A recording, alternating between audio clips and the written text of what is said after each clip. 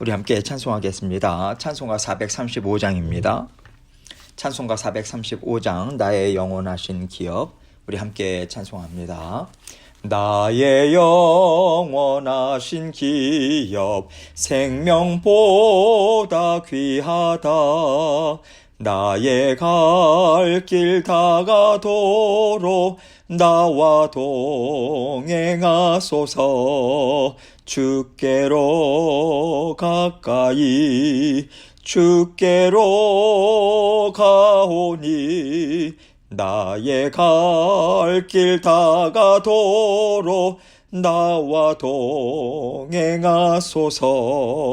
세상 부귀 안일함과 모든 명예 버리고 험한 길을 가는 동안 나와 동행하소서. 주께로 가까이 주께로 가오니 나의 갈 길 다가도록 나와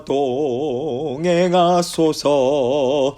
어두운 골짝 지나가며 험한 바다 건너서 천국 문에 이르도록 나와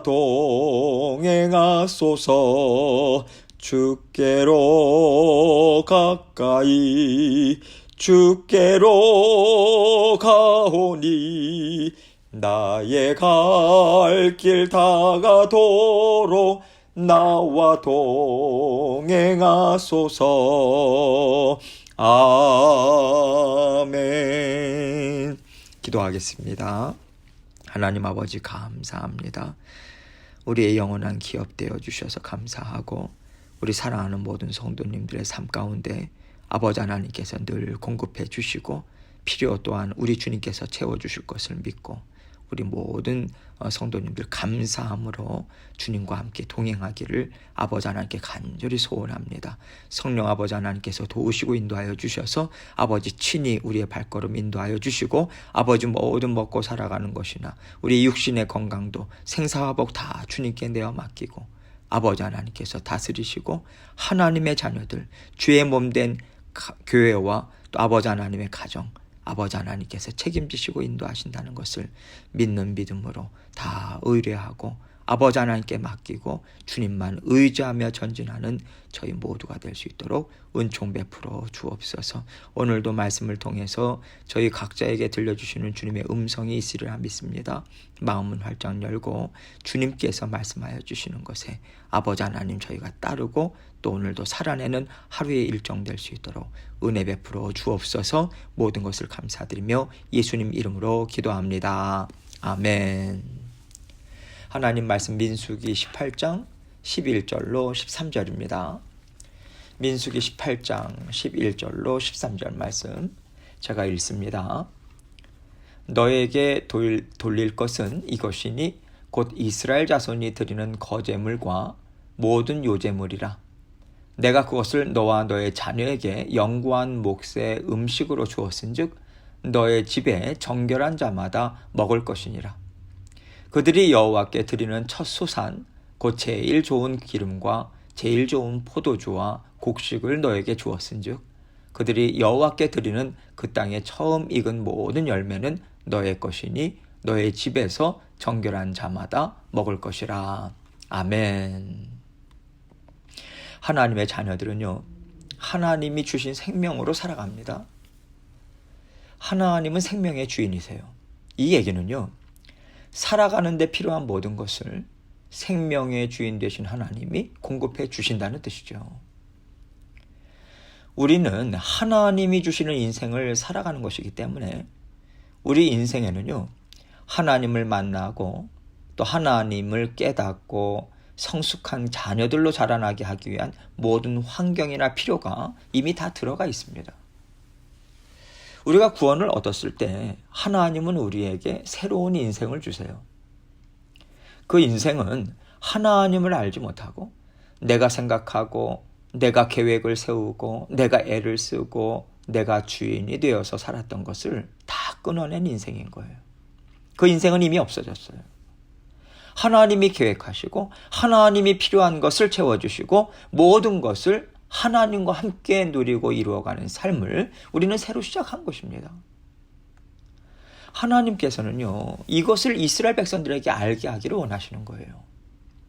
이스라엘 백성들이 애굽 땅에서 노예로서 애굽인들에 의해서 다스림받고 철저하게 통제된 인생을 살았잖아요. 이제 그것은 끝이 났어요. 약속의 땅인 가나안 땅으로 들어가기까지 살아가는 광야에서는 그동안 그들이 살아온 생각과 방법들을 깨끗이 씻어내는 거예요. 한 걸음 한 걸음 나아갈 때마다 나는 더 이상 옛사람이 아니다. 나는 더 이상 옛날처럼 살지 않는다. 이렇게 계속해서 옛것은 버리고요. 나는 하나님께서 살리셨지. 나는 하나님이 인도하시는 길을 살아가는 인생이지.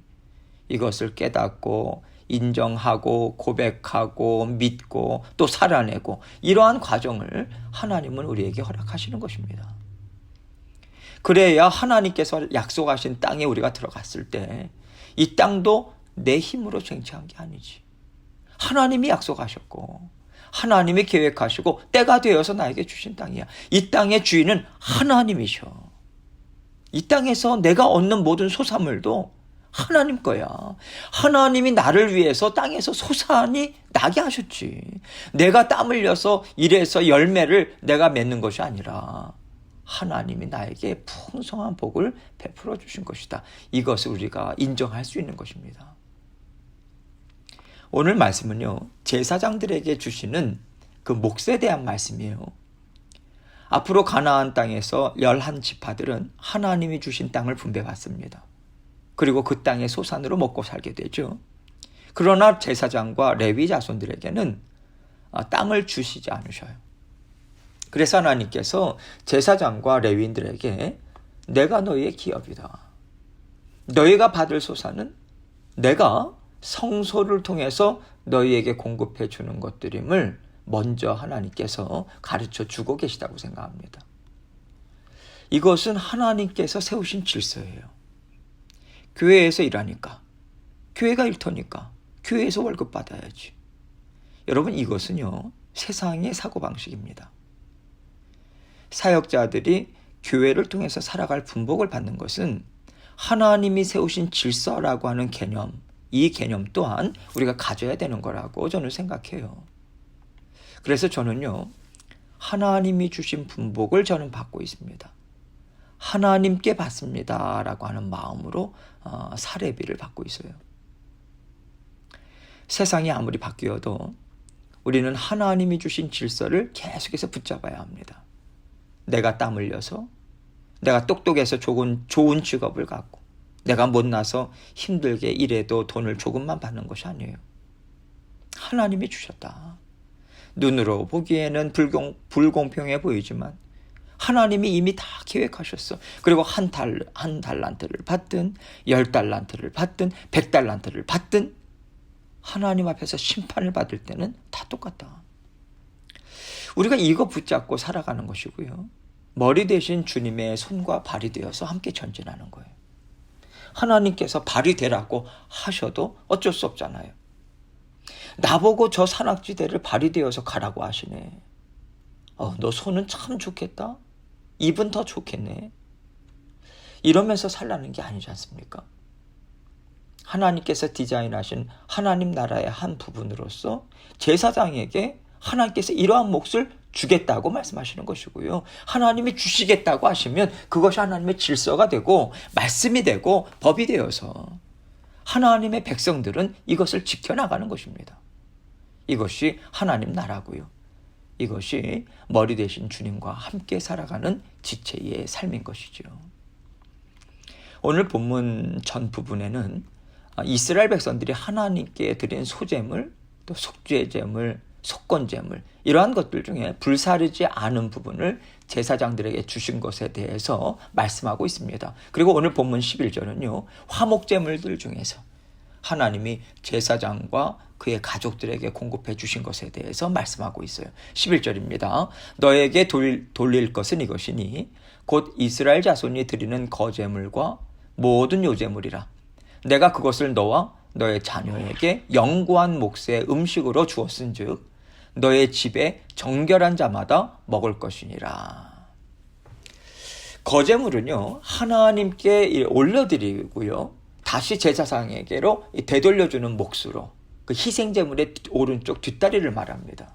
그래서 거제물은 위로 올렸다가 다시 밑으로 내리는, 이렇게 위로 올렸다가 내리는 그러한 거제를 가리키죠. 또 요제라고 하는 것은 제단을 향해서 제사장이 내밀었다가 다시 하나님께서 제사장에게 주신다라고 하는 것을 상징적으로 의미하는, 그래서 자기 쪽으로 당깁니다. 앞뒤로 흔들어요.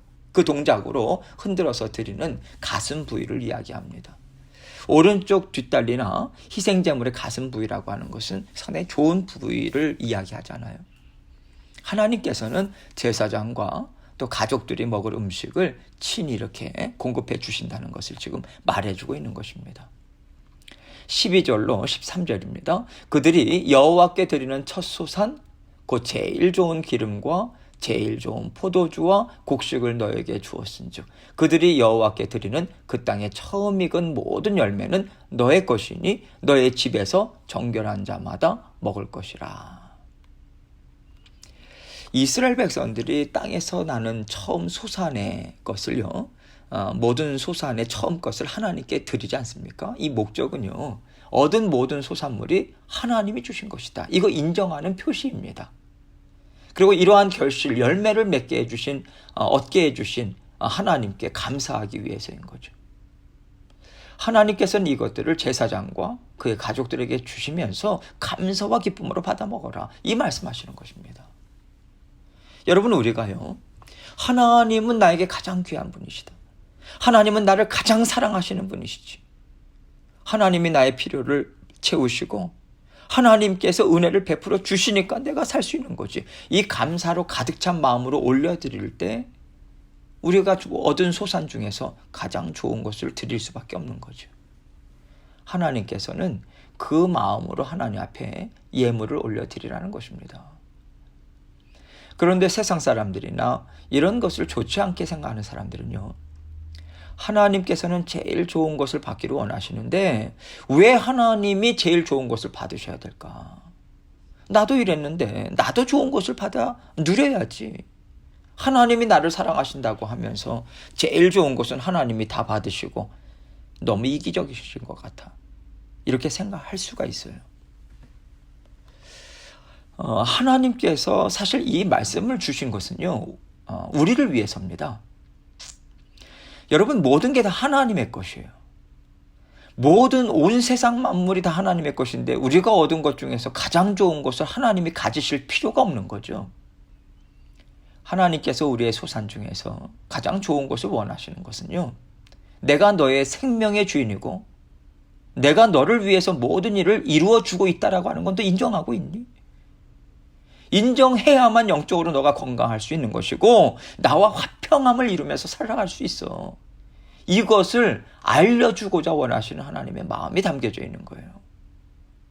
우리가 하나님을 기뻐해야 하나님과 화평한 관계가 될 수 있는 것이지, 하나님을 기뻐하지 못하면 그 화평한 관계가 이루어질 수 있겠습니까? 그렇기 때문에 하나님께서는 너가 기뻐하는 마음을 갖고 있어야 된다, 이것을 생각하시고요, 우리에게 우리 마음을 항상 새롭게 고치고 진정한 마음으로 하나님 앞에 좋은 것을 올려드리라고 이것을 요구하시는 것입니다. 하나님께서 이 땅의 소산물에서 가장 좋은 것을 드려라 우리에게 말씀하신다면 사실 우리의 삶의 모든 것이 다 소산이잖아요. 여러분, 우리가 땅에서 소산을 얻습니다.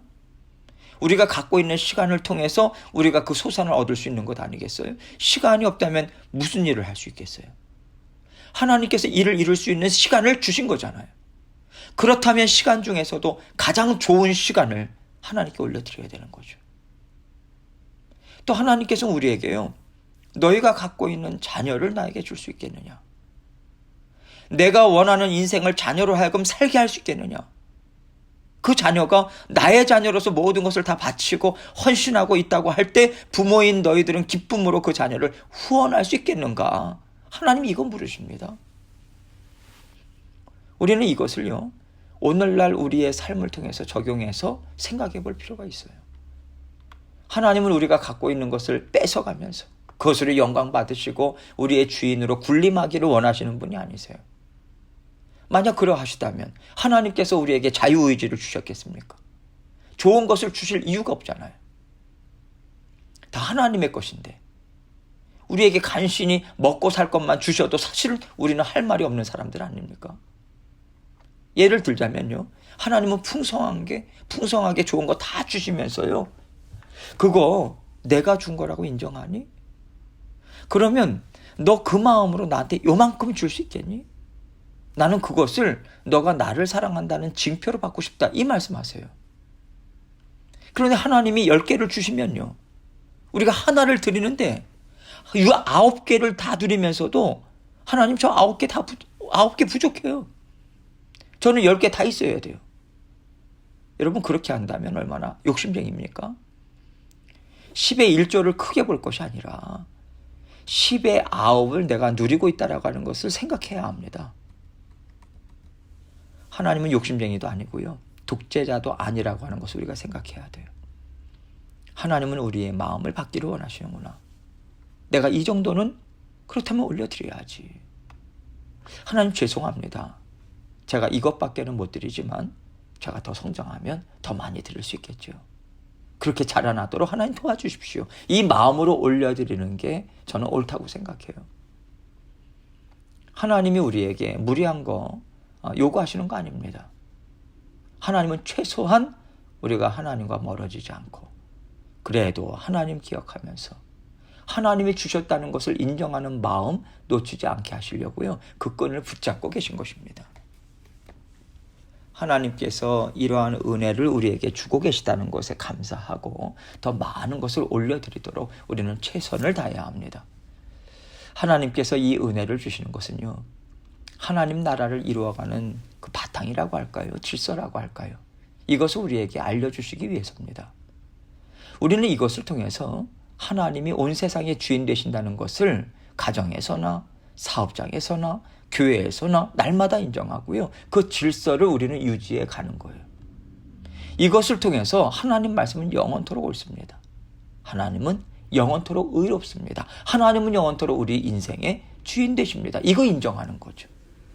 세상은 뭐라고 하든 새로운 세상을 만들겠다고 하면서 하나님 없는 세상을 만들어 갈지라도 하나님이 남겨놓은 자들, 인침받은 자녀들은 묵묵히 하나님 나라의 질서 지켜나가는 거예요. 터전 갖고 나가는 것입니다. 가정에서, 사업장에서, 교회에서 하나님께서 명하신 질서, 하나님의 나라의 터전을 우리가 놓치지 않고 힘있게 지켜나갈 때 하나님께서는 참 큰일 했다고, 애썼다고 우리를 인정해 주세요. 우리는요, 하나님의 인정하심과 영원한 나라에서 받아 누릴 분복을 생각하면서 살아가는 자녀들입니다. 하나님은 우리가 이 땅에서 잠깐 동안 받아 누리는 것으로 만족하거나 우리가 이 땅의 것이 조금 부족하다라고 하는 것으로 애통해하지 않기를 바라고 계세요. 영원한 나라에서 우리가 받을 기쁨이 풍성하다라고 하는 것을 바라보면서 살아가기를 하나님은 원하십니다. 하나님께서 주신 인생, 주인 되신 하나님을 날마다 인정함으로 하늘에 큰 복 쌓아놓으시면서 오늘도 힘있게 살아가시는 저와 여러분이 되시길 주님의 이름으로 축원합니다. 함께 기도합니다. 우리에게 주신 것 하나님의 것으로 인정하면서 하나님을 위해서 아낌없이 쓸 수 있습니다. 이 헌신과 고백이 정말 하나님 앞에 올려드려지고 있는가? 시간을 얼마나 드리고 있고 우리가 가진 것 얼마나 하나님 나라를 위해서 사용하고 있는가? 다시 한번 깊이 돌아보시고 또 하나님께 회개하고자 하는 마음 주시면 또 회개하고 하나님께 기도하면서 나아가도록 하겠습니다. 기도하시겠습니다.